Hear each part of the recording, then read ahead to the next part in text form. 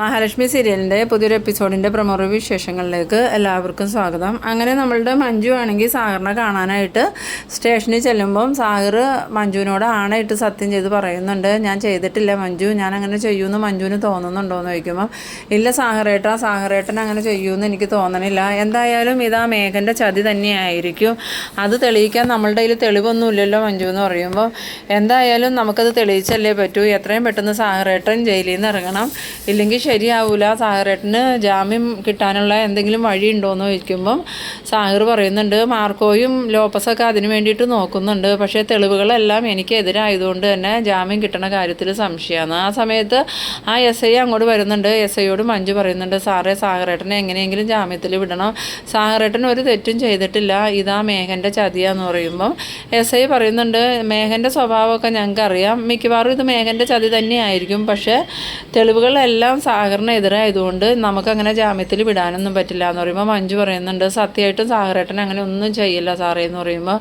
ഇത് പറഞ്ഞതുകൊണ്ട് കാര്യമില്ലല്ലോ, അത് കോടതിയെ ബോധിപ്പിക്കാനുള്ള തെളിവോ സാക്ഷിമൊഴി എന്തെങ്കിലും നമ്മളുടെ കയ്യിൽ വേണ്ടേ, അതൊന്നുമില്ലല്ലോ, എന്തായാലും കുട്ടി ഒരു കാര്യം ചെയ്യുക, കുട്ടിയുടെ ആങ്ങള നല്ല സാമ്പത്തികവും അതുപോലെ ഉന്നതങ്ങളിൽ പിടിപാടുമുള്ള ആളല്ലേ, അതുമാത്രമല്ല കണ്ണൻ സാർ ഒരു വക്കീലും അല്ലേ, അതുകൊണ്ട് ആങ്ങളെ ചെന്ന് കണ്ട് കാര്യങ്ങൾ പറ, അയാൾക്ക് എന്തെങ്കിലും ചെയ്യാൻ പറ്റുമായിരിക്കും എന്ന്. ആ സമയം മഞ്ജു പറയുന്നുണ്ട് കണ്ണേട്ടൻ എന്നെ സഹായിക്കുമെന്നൊന്നും അറിയില്ല, കാരണം സാഗറേട്ടനെ കണ്ണേട്ടനക്ക് ഇഷ്ടമല്ല എന്ന് പറയുമ്പോൾ മെസ്സേജ് ചോദിക്കുന്നുണ്ട് അവർക്ക് ഇഷ്ടമല്ലാത്തത് ഇവൻ്റെ കയ്യിലിരിപ്പ് കൊണ്ടല്ലേ എന്ന് ചോദിക്കുന്നു. ആ സമയത്ത് മഞ്ജു പറയുന്നുണ്ട് അന്ന് സാഗറേട്ടന് അങ്ങനെ ഒരു തെറ്റ് പറ്റിപ്പോയി സാറേ, അതും ആ മേഘനാഥൻ പറഞ്ഞിട്ടാണ് സാഗറേട്ടനെ അങ്ങനെയൊക്കെ ചെയ്തത്, എന്നിട്ടിപ്പോൾ സാഗറേട്ടൻ കണ്ണേട്ടൻ്റെ ഇടത്തിയുടെ ശത്രുവായി എന്ന് പറയുന്നു. അങ്ങനെ മഞ്ജു എന്തായാലും രണ്ടും കൽപ്പിച്ച് കണ്ണനെ കാണാൻ മുന്നേ തീരുമാനിക്കുന്നുണ്ട്. എന്നിട്ട് സാഗറിനോട് പറയുന്നുണ്ട് ഞാൻ എന്തായാലും നേരെ പോകുന്നത് വീട്ടിലോട്ടാണ്, കണ്ണേട്ടനെയും ഇടത്തെയും കണ്ടിട്ട് സാഗറേട്ടൻ്റെ കാര്യം പറയണം, കണ്ണേട്ടനും ഇടത്തേക്കും ഇനി എന്തെങ്കിലും ചെയ്യാൻ പറ്റുള്ളൂ, ഞാൻ വീട്ടിൽ പോയി കണ്ണേട്ടനെ കണ്ട് സംസാരിച്ച് എങ്ങനെയെങ്കിലും സാഗറേട്ടനെ ജാമ്യത്തിൽ ഇറക്കാൻ നോക്കാമെന്നും പറഞ്ഞ് മഞ്ജു സാഗറിനോട് യാത്ര പറഞ്ഞു പോകുന്നുണ്ട്. പിന്നീട് കാണിക്കുന്നത് നമ്മളുടെ മേഘനാഥനെയാണ്. മേഘനാഥനും വാമദേവനും ഭയങ്കര സന്തോഷത്തിലാണ്, കാരണം മഹാലക്ഷ്മിക്ക് കൊടുത്ത വിഷപ്പായസം മഹാലക്ഷ്മി ഫുള്ളും കുടിച്ചതുകൊണ്ട് തന്നെ വയറിനൊക്കെ അസ്വസ്ഥതയായിട്ട് മഹാലക്ഷ്മിക്ക് രാവിലെ തൊട്ട് ഛർദിയാന്നുള്ള വിവരം ഉണ്ണി വിളിച്ച് പറഞ്ഞതുകൊണ്ട് ആ സന്തോഷത്തിലാണ് കേട്ടോ മേഘനാഥനൊക്കെ ഇരിക്കണത്. അങ്ങനെ വാമദേവനോട് പറയുന്നുണ്ട് എന്തായാലും അച്ഛനൊന്നും പറഞ്ഞതുപോലെ എല്ലാ കാര്യങ്ങൾ ഉണ്ണിയും കരുണയുടെ മുത്തശ്ശിയും കൂടി പ്ലാൻ ചെയ്തതുപോലെ കാര്യങ്ങളൊക്കെ നടന്നു, ഇനിയിപ്പോൾ 1-2 ദിവസത്തിനുള്ളിൽ ആ മഹാലക്ഷ്മി ഈ ലോകം വിട്ടു പോകും, പിന്നെ കർണൻ ജീവിച്ചിരുന്നില്ലെങ്കിലും നമുക്കത് വിഷയമേ അല്ല, മഹാലക്ഷ്മി പോയി കഴിഞ്ഞാൽ പിന്നെ അവൻ്റെ ആത്മധൈര്യമൊക്കെ പോവും, പിന്നെ അവൻ വീൽ ചെയറിൽ തന്നെ ഒതുങ്ങി കൂടുള്ളൂ. ആ സമയത്ത് വാമദേവൻ പറയുന്നുണ്ട് ഇതുവരെയും കാര്യങ്ങളൊക്കെ ഓക്കെയാണ്, ഇനിയും മുന്നോട്ടും ഇതുപോലെ തന്നെയാണെങ്കിൽ നമ്മൾ ഉദ്ദേശിച്ച പോലെ സംഭവിക്കുകയാണെങ്കിൽ നീ പറഞ്ഞതുപോലെയൊക്കെ നടക്കും, ഇനിയിപ്പോൾ എപ്പോൾ വേണമെങ്കിലും സാഹചര്യങ്ങൾ നമുക്ക് എതിരാവാം, ഇതിനു മുമ്പ് മഹാലക്ഷ്മിയെ ചിതയിൽ വെച്ച് കത്തിച്ചു എന്ന് പറഞ്ഞ് നീയും പ്രതാപനും ഭയങ്കരമായിട്ട് സന്തോഷിച്ച് നടന്നില്ലേ, എന്നിട്ട് എന്തായി, കുറച്ച് ദിവസം അവളുടെ പ്രേതത്തെ കണ്ട് നമ്മൾ പേടിച്ചു എന്നല്ലാതെ അവൾക്കൊന്നും സംഭവിച്ചില്ല, അതുപോലെ ഇതും സംഭവിക്കാതെ നീ നോക്കിക്കോ, ഇനിയിപ്പോൾ നീ അതും പറഞ്ഞ് ഒരുപാട് സന്തോഷിക്കുകയൊന്നും വേണ്ട, അവൾ മരിച്ചു കിടക്കണ കണ്ടാലേ നമുക്കത് വിശ്വസിക്കാൻ പറ്റുള്ളൂ, അവൾക്കൊരു പ്രത്യേക കഴിവുണ്ട്.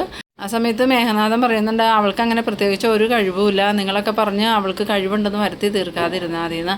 അങ്ങനെ അവർ സംസാരിച്ചിരിക്കുന്ന സമയത്താണ് നമ്മളുടെ മേഘൻ്റെ ഫോണിലേക്ക് ഉണ്ണിയുടെ കോൾ വരുന്നത്. ഫോൺ എടുത്തതും ഉണ്ണി അല വിളിക്കണേ, ഇനിയിപ്പോൾ അവൾ മരിച്ചു എന്ന് പറയാൻ വേണ്ടി വിളിക്കണേ എന്നൊക്കെ ഓർത്ത് സന്തോഷത്തോടു കൂടി ഫോൺ എടുത്തിട്ട് എന്താടാ മോനെയൊക്കെ പറയാമെന്ന് പറയുമ്പം ഉണ്ണി പറയുന്നുണ്ട് മേഘേട്ട ഇവിടെ കരുണ സീരിയസ് ആയിട്ട് ഹോസ്പിറ്റലാണ്, എന്ത് പറ്റി കരുണയ്ക്ക് എന്ത് പറ്റിയെന്ന് ചോദിക്കുമ്പം എന്താ പറ്റിയെന്നൊന്നും അറിയില്ല, രാവിലെ തൊട്ട് ഭയങ്കര ഛർദിയും ക്ഷീണമൊക്കെ ആയിരുന്നു, ഇവിടെ കൊണ്ടുവന്ന് കഴിഞ്ഞതും കരുണയെ ICUലേക്ക് കയറ്റി ഡോക്ടർ പരിശോധിച്ചുകൊണ്ടിരിക്കുക, എന്താ സംഭവിച്ചേക്കണമെന്നൊന്നും അറിയില്ല. ആ സമയത്ത് മേഘൻ ചോദിക്കുന്നുണ്ട് അതെന്താടാ ഉണ്ണി അങ്ങനെ പറ്റിയ, ഇനിയിപ്പോൾ മഹാലക്ഷ്മിക്ക് കൊടുത്ത പായസം മാറിപ്പോയി കരുണയെങ്ങാനും കുടിച്ചതാണെന്ന് ചോദിക്കുമ്പം എനിക്കൊന്നും അറിയില്ല മേഘേട്ട, എന്തായാലും ഏടത്തേക്ക് ഇപ്പോൾ വലിയ പ്രശ്നങ്ങളൊന്നുമില്ല, രാവിലെ കുറച്ച് ഛർദിയും ബുദ്ധിമുട്ടൊക്കെ ഉണ്ടായിരുന്നെങ്കിലും അവർ ഉഷാറായിട്ട് അതിനെ നടക്കുന്നുണ്ട്, കരുണയ്ക്ക് എന്താ സംഭവിച്ചതെന്ന് അറിയില്ല, ഇനി മേഘേട്ടൻ പറഞ്ഞതുപോലെ അവർക്ക് കൊടുത്ത പായസം ഇനി മാറി കരുണയെങ്ങാനും കുടിച്ചതാണോ എന്നും അറിയില്ല എന്ന്.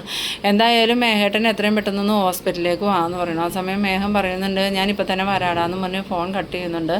ആ സമയത്ത് വാമദേവൻ ചോദിക്കുന്നുണ്ട് എന്താടാ മേഘ പ്രശ്നം, ഉണ്ണി എന്തിനാ വിളിച്ചതെന്ന് ചോദിക്കുമ്പം അതച്ചാ ഒരു പ്രശ്നമുണ്ട്, കരുണ സീരിയസ് ആയിട്ട് ഹോസ്പിറ്റലാണെന്നാണ് പറഞ്ഞത്, അതിന് കരുണയ്ക്ക് എന്താ സംഭവിച്ചതെന്ന് ചോദിക്കുമ്പോൾ ഒന്നും അറിയില്ല, ഇനിയിപ്പോൾ മഹാലക്ഷ്മിക്ക് കലക്കി വെച്ച വിഷത്തിൻ്റെ പായസം കരുണയാണോ കുടിച്ചതെന്നും അറിയില്ല, കരുണ ഗുരുതരാവസ്ഥയിൽ ICUലായിപ്പോയെന്ന് പറയുന്നു. അത് കേട്ടതും വാമദേവൻ പറയുന്നുണ്ട്, ഞാൻ നിന്നോട് അപ്പോഴേ പറഞ്ഞില്ലേ, ഒരുപാട് സന്തോഷിക്കുകയൊന്നും വേണ്ട. നമ്മൾ സംശയിക്കുന്നത് പോലെ തന്നെ ആ മഹാലക്ഷ്മി ദൈവത്തിൻ്റെ അവതാരം എന്നാണ്ട. അതുകൊണ്ടല്ലേ അവളെ അപായപ്പെടുത്താൻ നോക്കണതെല്ലാം നമുക്ക് തിരിച്ചടിയായിട്ട് വരുന്നത്. ഇപ്പം തന്നെ എൻ്റെ അവസ്ഥ കണ്ടില്ലേ, അവളെ വീഴ്ത്താൻ നോക്കിയാൽ ഞാനല്ലേ വീണോളൂ. അവൾ ആ തട്ടിൻ്റെ മേളിൽ കൂടെ നടന്നിട്ട് തട്ട് പൊളിഞ്ഞ് ചാടിയില്ല.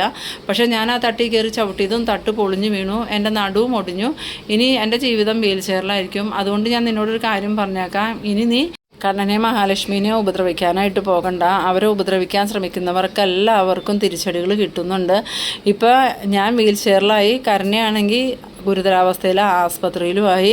അതുകൊണ്ട് നീ ഇനി നിൻ്റെ കാര്യം നോക്കി നടക്കുന്ന. അച്ഛനൊന്നും ഉണ്ടായിരിക്കണ്ടോ, അല്ലെങ്കിൽ തന്നെ ഇവിടെ മനുഷ്യന് തലക്ക് ഭ്രാന്ത് പിടിച്ച് നിൽക്കും. അപ്പോഴാണ് അച്ഛൻ്റെ ഈ മാതിരിയുള്ള വർത്തമാനം. ഞാൻ എന്തായാലും ഹോസ്പിറ്റലിലേക്ക് ചെല്ലട്ടെ എന്നും പറഞ്ഞ് മേഘനാഥൻ ആസ്പത്രിയിലേക്ക് പോകുന്നുണ്ട്. പിന്നീട് കാണിക്കുന്നത് കണ്ണനെയും മഹാലക്ഷ്മിനെയാണ്. കണ്ണനും മഹാലക്ഷ്മിയും ഓഫീസിലേക്ക് പോകാനായിട്ട് ഇറങ്ങി വരുന്ന സമയത്ത് ദുർഗയ്ക്ക് മഹാലക്ഷ്മിയുടെ ആ വരവൊക്കെ കാണുമ്പോൾ തന്നെ മനസ്സിലാവുന്നുണ്ട് ഇവൾക്ക് വലിയ കുഴപ്പമൊന്നുമില്ല. രാവിലെ ചെറിയ പ്രശ്നങ്ങൾ ഉണ്ടായെങ്കിലും ഇവളിപ്പോൾ നല്ല ഹാപ്പി ആയിട്ട് തന്നെ ഇരിക്കണം. ഇനിയിപ്പോൾ കരണമോളായിരിക്കുമോ വിഷപ്പായസം കുടിച്ചതെന്നൊക്കെ ഇങ്ങനെ മനസ്സിൽ ചിന്തിക്കുന്നുണ്ട്. അങ്ങനെ കണ്ണൻ്റെ മഹാലക്ഷ്മിയുടെ അടുത്തേക്ക് വന്നിട്ട് ദുർഗ ചോദിക്കുന്നുണ്ട്, നിങ്ങളിത് എവിടെ പോവുക, ആസ്പത്രിയിൽ പോകണമെന്ന് ചോദിക്കുമ്പം ഇല്ല ആസ്പത്രിയിലൊന്നും പോകണില്ല. എന്താ അമ്മ അങ്ങനെ ചോദിച്ചതെന്ന് ചോദിക്കുമ്പോൾ, അല്ല ഇവൾക്ക് രാവിലെ മുതൽ ഛർദിയും വിഷമമൊക്കെ ആയിരുന്നല്ലോ, ഞാൻ വിചാരിച്ചു അതിനിപ്പോൾ ആസ്പത്രിയിൽ പോകണമായിരിക്കുന്നു. ഇല്ല ഞങ്ങൾ ഓഫീസിൽ പോകുന്നത്. മഹിക്കിപ്പോൾ അത്ര വലിയ പ്രശ്നങ്ങളൊന്നുമില്ല, രാവിലെ ചെറിയ അസ്വസ്ഥതകളൊക്കെ ഉണ്ടായിരുന്നു. ആ സമയം മഹാലക്ഷ്മി പറയുന്നുണ്ട്, ഞാൻ നാരങ്ങ പിഴിഞ്ഞ് കട്ടൻ ചായയൊക്കെ കുടിച്ചപ്പോൾ എൻ്റെ ആ അസ്വസ്ഥതകളൊക്കെ മാറി. അത് കേട്ടതും ദുർഗ ഇങ്ങനെ മനസ്സിലാലോചിക്കുന്നുണ്ട്, ഇവൾക്ക് പ്രശ്നമൊന്നുമില്ല. പക്ഷേ കരുണമോളാണെങ്കിൽ ഇപ്പോൾ ICUലുമായി. ശരിക്കും ഇവൾക്ക് കൊടുക്കാൻ വേണ്ടി കലക്കി വെച്ച പായസം ഇനി കരുണമോൾ തന്നെയായിരിക്കുമോ കുടിച്ച്, അല്ലാണ്ട് കരുണമോൾക്ക് ഇങ്ങനെ പ്രശ്നം ഉണ്ടാവാൻ കാരണമൊന്നുമില്ലല്ലോ എന്നിങ്ങനെ മനസ്സിൽ വിചാരിക്കുന്നുണ്ട്. അതിനുശേഷം നമ്മളുടെ ദുർഗ മഹാലക്ഷ്മിയോട് ചോദിക്കുന്നുണ്ട്, കരുണ സുഖമില്ലാതെ ആസ്പത്രിയിലാണ്, ഇനിയിപ്പോൾ നീ അമ്മയുടെ പിറന്നാൾ ആഘോഷിക്കാൻ ചെന്നിട്ട് എന്തെങ്കിലും വിഷം കലക്കി കരുണയ്ക്ക് കൊടുത്തായിരുന്നോ? അവൾ ഗർഭിണിയാണെന്ന് അറിഞ്ഞപ്പോൾ മുതൽ നിനക്ക് അവളോട് വിരോധമല്ലേ? അവളുടെ കുഞ്ഞ് എങ്ങനെയെങ്കിലും നഷ്ടപ്പെടണം എന്നുള്ള ചിന്ത മാത്രമല്ലേ നിനക്കുള്ളൂ? അതുകൊണ്ട് നീ ഇനി അവൾക്ക് എന്തെങ്കിലും പായസത്തിൽ കലക്കി കൊടുത്തായിരുന്നോടി അവൾക്ക് സുഖമില്ലാണ്ടാവാൻ എന്നൊക്കെ ഇങ്ങനെ ചോദിക്കുന്ന സമയത്ത് കണ്ണൻ പറയുന്നുണ്ട്, അമ്മ ആവശ്യമില്ലാത്ത വർത്തമാനങ്ങൾ പറയരുത്. കരുണയ്ക്ക് സുഖമില്ലാണ്ടായെങ്കിൽ അതിന് ഇയാൾ എന്ത് ചെയ്തിട്ടാ? ഞങ്ങളും കരുണയും എല്ലാവരും ഒരേ പായസം തന്നെയല്ലേ കുടിച്ചത്, പിന്നെ കരുണയ്ക്ക് മാത്രമായിട്ട് ബുദ്ധിമുട്ടുണ്ടാവണേ എങ്ങനെയാണ്? ആ സമയത്ത് ദുർഗയാണെങ്കിൽ നിന്നിങ്ങനെ പരങ്ങുന്നുണ്ട്. അപ്പോൾ കണ്ണൻ ചോദിക്കുന്നുണ്ട്, ഇനിയിപ്പോൾ ഇയാളെയും എന്നെയും കൊല്ലാൻ വേണ്ടിയിട്ട് പായസത്തിൽ എന്തെങ്കിലും വിഷം ചേർത്ത് കരുണ വെച്ചിട്ടുണ്ടായിരുന്നോ? ഇനിയിപ്പോൾ ആ പായസം കരുണയെങ്ങാനും മാറി കുടിച്ചതാണോ അമ്മയെന്ന് ചോദിക്കുമ്പോൾ, ഇല്ല നിങ്ങളെന്താ ഇങ്ങനെയൊക്കെ പറയണമെന്നൊക്കെ ചോദിച്ച് നമ്മളുടെ ദുർഗ ഉരുണ്ട് കളിക്കുന്നുണ്ട്. പിന്നീട് ദുർഗ മനസ്സിൽ വിചാരിക്കുന്നുണ്ട്, ഇനിയും ഇവളോട് ഇവനോട് എന്തെങ്കിലും ചോദിച്ചാൽ വാദി പ്രതിയാവും, അതുകൊണ്ട് മിണ്ടാണ്ടിരിക്കണേ നല്ലതെന്ന് ഓർത്തിങ്ങനെ ദുർഗ നിൽക്കുന്ന സമയത്താണ് അങ്ങോട്ടേക്ക് മഞ്ജു വരുന്നത്. മഞ്ജുവിനെ കണ്ടതും ദുർഗയ്ക്ക് ഉള്ളിൽ സന്തോഷമാവുന്നുണ്ടെങ്കിലും മഞ്ജുവിനോട് പുറമെ ഭയങ്കര ദേഷ്യത്തിൽ നീ എന്തിനാടി ഇങ്ങോട്ട് വന്നതെന്ന് ചോദിക്കുമ്പം, ഞാൻ അമ്മയെ കാണാൻ വന്നതല്ല, ഞാൻ കണ്ണേട്ടനെ അടുത്തേയും കാണാൻ വന്നതാന്ന് പറയുന്നു. ആ സമയത്ത് കണ്ണൻ ചോദിക്കുന്നുണ്ട്, നീ ഇപ്പം എന്തിനാ ഇങ്ങോട്ട് വന്നേ? നിന്നോട് ഞങ്ങൾ പറഞ്ഞിട്ടില്ലേ സാഹറുമായിട്ടുള്ള ബന്ധം വേണ്ടെന്ന് വെച്ചാൽ മാത്രം ഞങ്ങളുടെ അടുത്തേക്ക് വന്നാൽ മതി, അല്ലാതെ വരരുതെന്ന് പറഞ്ഞിട്ടില്ലേ എന്ന് ചോദിക്കുമ്പം, എൻ്റെ അവസ്ഥ അങ്ങനെ ആയതുകൊണ്ടാണ് കണ്ണേട്ടാൻ ഞാൻ വന്നേ. സാഹറേട്ടൻ ഇപ്പോൾ ജയിലില്ല, സാഹറേട്ടനെ ആ മേഘൻ കഞ്ചാവ് കേസിൽ കുടുക്കിയേക്കുവാന്ന്. ആ സമയത്ത് മഹാലക്ഷ്മി പറയുന്നുണ്ട്, അതിന് മേഘം കുടുക്കിയതാന്ന് നിനക്ക് എന്താ ഉറപ്പ്? സാഹർ പണ്ടേ കഞ്ചാവും അതൊക്കെ ആയിട്ട് നടക്കണ ആളാണ്, അതുകൊണ്ട് തന്നെ അവനായിരിക്കും അത് ചെയ്തതെന്ന് പറയുമ്പം, ഇല്ല എടുത്തി സാഗരേട്ടൻ ഒരിക്കലും അങ്ങനെ ചെയ്യില്ല. പണ്ടത്തെ സാഗരേട്ടനല്ല ഇപ്പോൾ, സാഗരേട്ടൻ്റെ സ്വഭാവമൊക്കെ ഒരുപാട് മാറി. പണ്ടത്തെ പോലെ ഒരു തെറ്റും സാഗരേട്ടൻ ചെയ്യാറില്ല. ഇതാ മേഘൻ മനഃപൂർവ്വം സാഗരേട്ടനെ കുടുക്കിയത് തന്നെയാണ്. ആ സമയത്ത് കണ്ണൻ പറയുന്നുണ്ട്, അതിനിപ്പോൾ ഞങ്ങൾ എന്താ ചെയ്യേണ്ടതെന്ന് ചോദിക്കുമ്പോൾ, സാഗരേട്ടനെ എങ്ങനെയെങ്കിലും ജാമ്യത്തിൽ ഇറക്കണം. മേഘം കുടുക്കിയതാണെന്നുള്ളതിന് എന്തെങ്കിലും തെളിവ് നിൻ്റെ കയ്യിലുണ്ടോ എന്ന് ചോദിക്കുമ്പം, എൻ്റെ കയ്യിൽ തെളിവൊന്നുമില്ല, ഞാനിന്ന് സ്റ്റേഷനിൽ ചെന്ന് സാഗരേട്ടനെ കണ്ടിരുന്നു. അപ്പോൾ സാഗരേട്ടൻ എന്നോട് സത്യം ചെയ്തു പറഞ്ഞു സാഗരേട്ടൻ തെറ്റൊന്നും ചെയ്തിട്ടില്ല എന്ന്. ആ സമയത്ത് അവിടുത്തെ SIയും എന്നോട് പറഞ്ഞത്, മേഘനാഥൻ്റെ സ്വഭാവം SIക്ക് അറിയാം, അതുകൊണ്ട് മിക്കവാറും ഇത് മേഘനാഥൻ്റെ പണി തന്നെയായിരിക്കും.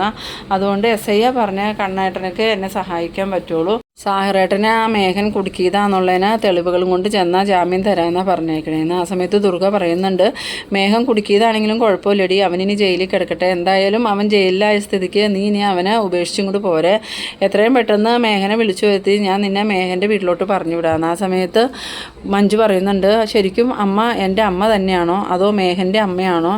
എനിക്ക് എന്ത് സംഭവിച്ചാലും കുഴപ്പമില്ല, അമ്മയ്ക്ക് അമ്മയുടെ ആങ്ങളയുടെ മകനൊന്നും സംഭവിക്കാതിരുന്നാൽ മതി എന്നുള്ള ചിന്തയുള്ളൂ. ആ സമയത്ത് നമ്മളുടെ ദുർഗയ്ക്ക് മനസ്സൊന്ന് അലിയുന്നുണ്ടെങ്കിലും ദുർഗ പറയുന്നുണ്ട്, എന്നാൽ നിനക്ക് ഞാൻ പറയണത് അനുസരിക്കാൻ സൗകര്യം ഇല്ലെങ്കിൽ നീ ഇനി ഇവിടെ നിൽക്കണ്ട, ഇറങ്ങി പോടി ഇവിടെ നിന്ന് പറയണം. ആ സമയത്ത് മഞ്ജു പറയുന്നുണ്ട്, എന്നോട് ഇറങ്ങി പോകാൻ പറയാനുള്ള എന്ത് അധികാരം അമ്മയ്ക്ക് ഇവിടെ ഉള്ളത്? ഇത് അമ്മയുടെ വീടൊന്നും അല്ലല്ലോ, എന്നോട് ഇവിടുന്ന് ഇറങ്ങിപ്പോവാൻ അമ്മ പറഞ്ഞാൽ പോകേണ്ട കാര്യവും എനിക്കില്ല. പറയേണ്ടവർ പറഞ്ഞാലേ ഞാൻ പോളൂ. അതിന് അവകാശമുള്ളത് എൻ്റെ കണ്ണേട്ടന് മാത്രമാണ്, പിന്നെ ഏട്ടത്തിക്കുന്നു. അത് കേട്ടതും മഹാലക്ഷ്മിക്കാണെങ്കിൽ ആകെ വിഷമാവുന്നുണ്ട്. എന്നിട്ട് മഹാലക്ഷ്മിയും കണ്ണനും മഞ്ജുവിനോട് ചോദിക്കുന്നുണ്ട്, ഇനിയിപ്പോൾ എന്ത് ചെയ്യാനാണ് നിൻ്റെ പ്ലാൻ? നീ അങ്ങോട്ടാ പോണേന്ന് ചോദിക്കുമ്പം ഞാൻ താമസിക്കണ വാടക വീട്ടിലേക്ക് തന്നെ ഞാൻ പോവുക കണ്ണേട്ട. അപ്പോൾ നിനക്ക് പൈസയൊക്കെ ഉണ്ടോ ചിലവിലെന്ന് ചോദിക്കുമ്പോൾ സാഹറേട്ടൻ്റെ സാലറി തോമസ് ഡോക്ടർ മാർക്കോ ചേട്ടൻ്റെ കൈ കൊടുത്തു വിട്ടത് എൻ്റെ കൈ കൊണ്ടുവന്ന് തന്നിട്ടുണ്ട്. ചിലവിനുള്ള പൈസയൊക്കെ എൻ്റെ കയ്യിലുണ്ട്. എനിക്കിപ്പോൾ അതൊന്നും അല്ല കണ്ണേട്ട ആവശ്യം. സാഹറേട്ടനെ എങ്ങനെയെങ്കിലും കണ്ണേട്ടനെ ഈ കള്ളക്കേസിൽ നിന്ന് രക്ഷിക്കണം. ആ സമയത്ത് കണ്ണൻ പറയുന്നുണ്ട്, ഇനിയിപ്പോൾ അവനെ എനിക്കത്ര വിശ്വാസമൊന്നുമില്ല. നീ ഇത്രയും സത്യം ചെയ്ത് പറഞ്ഞതുകൊണ്ട് തന്നെ അവനെ രക്ഷിക്കാൻ എന്തെങ്കിലും വഴിയുണ്ടോ എന്ന് ഞാനൊന്ന് അനന്തുമായിട്ട് ആലോചിക്കട്ടെ. ആ സമയത്ത് നമ്മളുടെ മഞ്ജുവിന് ഭയങ്കര സമാധാനമാവുന്നുണ്ട്. അന്നേരം ദുർഗ കണ്ണനോട് ചോദിക്കുന്നുണ്ട്, നീ എന്തൊക്കെയാണ് കണ്ണായി ചെയ്യണേ? അവൻ കഞ്ചാവ് കേസിൽ അകത്ത് പോയതിന് നീ എന്തിനാ അവനെ രക്ഷിക്കാൻ പോകണേ? ഇവളോട് അവനെ ഉപേക്ഷിച്ചിട്ട് ഇങ്ങോട്ട് വരാൻ പറ. എന്തായാലും മേഘൻ ഇവളെ ഏക്കാൻ തയ്യാറായിട്ടാണ് നിൽക്കണേന്ന് പറയുമ്പോൾ മഹാലക്ഷ്മി പറയുന്നുണ്ട്, അത് മഞ്ജുവിനോടുള്ള ഇഷ്ടം കൊണ്ടൊന്നുമല്ല. കണ്ണേട്ടൻ്റെ സ്വത്തുക്കൾ കിട്ടണമെങ്കിൽ മഞ്ജു കൂടെ വേണമെന്ന് അവനക്കറിയാം. അതുകൊണ്ടാണ്, അല്ലാതെ അമ്മ ഉദ്ദേശിക്കണ പോലെ അമ്മയുടെ മോളോട് അവനക്ക് വലിയ സ്നേഹമൊന്നുമില്ല. ആ സമയത്ത് മഞ്ജു പറയുന്നുണ്ട്, അത് ഏട്ടത്തി പറഞ്ഞത് ശരിയാ. അയാൾ ഇനിയും അയാളുടെ ജീവിതത്തിലേക്ക് എന്നെ കൊണ്ടുപോകണമെന്ന് ആഗ്രഹിക്കുന്നത് എന്നോടുള്ള സ്നേഹം കൊണ്ടോ എന്നെ ഭാര്യയായിട്ട് വാഴിക്കാനൊന്നുമല്ല. ഞാൻ കൂടെ ഉണ്ടെങ്കിലേ കണ്ണേട്ടൻ്റെ സ്വത്തുക്കൾ അയാൾക്ക് കിട്ടുമെന്ന് അറിയാം. അതുകൊണ്ട് മാത്രം അതിന് അമ്മാവനും അമ്മായിയും എല്ലാവരും സപ്പോർട്ടാണ്. അതേസമയം ആസ്പത്രിയിൽ പ്രതാപനും ഉണ്ണിയാണെങ്കിൽ ആകെ ടെൻഷൻ അടിച്ചിങ്ങനെ ഇരിക്കുകയാണ്. അപ്പോൾ പ്രതാപൻ ഉണ്ണിയോട് പറയുന്നുണ്ട്, അവൾക്ക് കുഴപ്പമൊന്നുമില്ല, പിന്നെ എൻ്റെ കുഞ്ഞിന് മാത്രം എന്ത് സംഭവിച്ചായിരിക്കുമെന്ന് ചോദിക്കുമ്പോൾ ഉണ്ണി ചോദിക്കുന്നുണ്ട്, ഇനി കരുണ കുടിച്ചത് വിഷം കലർത്തിയ പായസം എങ്ങാനും ആണോ അച്ഛാന്ന് ചോദിക്കുമ്പം ഇല്ല മോനെ, അവൾ നേരത്തെ തന്നെ അവൾക്ക് കുടിക്കാനുള്ള പായസം എടുത്ത് ഫ്രിഡ്ജിൽ വെച്ചായിരുന്നു. മോള് തണുത്ത പായസമേ കുടിക്കാറുള്ളൂ, പക്ഷെ മഹാലക്ഷ്മി തണുത്ത പായസം കുടിക്കാറില്ല. അതുകൊണ്ട് മോള് കുടിച്ച പായസത്തിൽ വിഷമൊന്നുമില്ല. ഇനിയിപ്പോൾ എന്താ സംഭവിച്ചേക്കണേന്ന് അറിയില്ല. ആ സമയം ഉണ്ണി ചോദിക്കുന്നുണ്ട്, ഇനിയിപ്പോൾ ഏടത്തേക്ക് വിഷം കൊടുത്ത് കൊല്ലാൻ നോക്കിയതിന് കരുണയ്ക്ക് ദൈവം കൊടുത്ത തിരിച്ചടിയായിരിക്കും ഇതെന്ന് ചോദിക്കുമ്പം അതും പറയാൻ പറ്റില്ലടാ. അവളാണെങ്കിൽ ചെറുപ്പം മുതലേ അമ്പലവും പ്രാർത്ഥനയായിട്ട് നടക്കണവളാ. അവൾക്ക് എപ്പോഴും കൂട്ടിന് ദൈവങ്ങളുണ്ട്.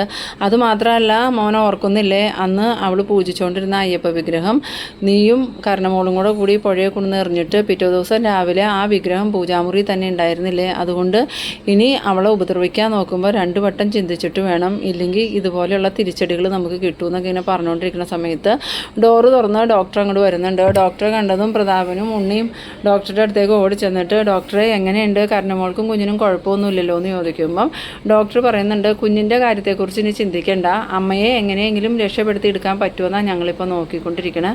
അതും രക്ഷപ്പെടണ കാര്യം ഞങ്ങൾക്ക് ഉറപ്പൊന്നുമില്ല. എന്തായാലും കരുണ ഇപ്പോൾ വെന്റിലേറ്ററിലാണ്. കരുണയ്ക്ക് ആപത്തൊന്നും വരാതിരിക്കാൻ വേണ്ടി നിങ്ങൾ പ്രാർത്ഥിച്ചോ എന്ന് പറയണം. ആ സമയത്ത് പ്രതാപൻ ചോദിക്കുന്നുണ്ട്, കരുണമോളുടെ കുഞ്ഞിനെ രക്ഷിക്കാൻ പറ്റില്ല ഡോക്ടറെ എന്ന് ചോദിക്കുമ്പം കുഞ്ഞിനെ ഇനി രക്ഷിക്കേണ്ട കാര്യമൊന്നുമില്ല, കുഞ്ഞിപ്പോൾ തന്നെ മരിച്ചു കഴിഞ്ഞു. ഇനി ഞങ്ങൾ അമ്മയുടെ ജീവൻ രക്ഷിക്കാനാണ് നോക്കിക്കൊണ്ടിരിക്കണേന്ന്. അത് കേട്ടത് നമ്മളുടെ ഉണ്ണിയാണെങ്കിൽ തലയ്ക്ക് കയ്യും കൊടുത്ത് അവിടെ ഇരുന്ന് പോകുന്നുണ്ട്. ആ ഒരു സീനിലാണ് ഈ എപ്പിസോഡ് അവസാനിക്കുന്നത്. അപ്പോൾ നിങ്ങളെൻ്റെ വീഡിയോ ആദ്യമായി കാണുന്നവരാണെങ്കിൽ ചാനലൊന്ന് സബ്സ്ക്രൈബ് ചെയ്യാനും വീഡിയോ ഇഷ്ടമായാൽ ലൈക്ക് ചെയ്യാനും ഷെയർ ചെയ്യാനും, കൂടാതെ നിങ്ങളുടെ ഫ്രണ്ട്സിനും റിലേറ്റീവ്സിനൊക്കെ ഈ വീഡിയോ ഒന്ന് ഷെയർ ചെയ്ത് കൊടുക്കാനും മറക്കരുത്. അപ്പോൾ നമുക്ക് ഇതുപോലെ ഇൻട്രസ്റ്റിംഗ് ആയിട്ടുള്ള അടുത്തൊരു എപ്പിസോഡുമായി വീണ്ടും കാണാം. അതുവരേക്കും ബൈ ബൈ.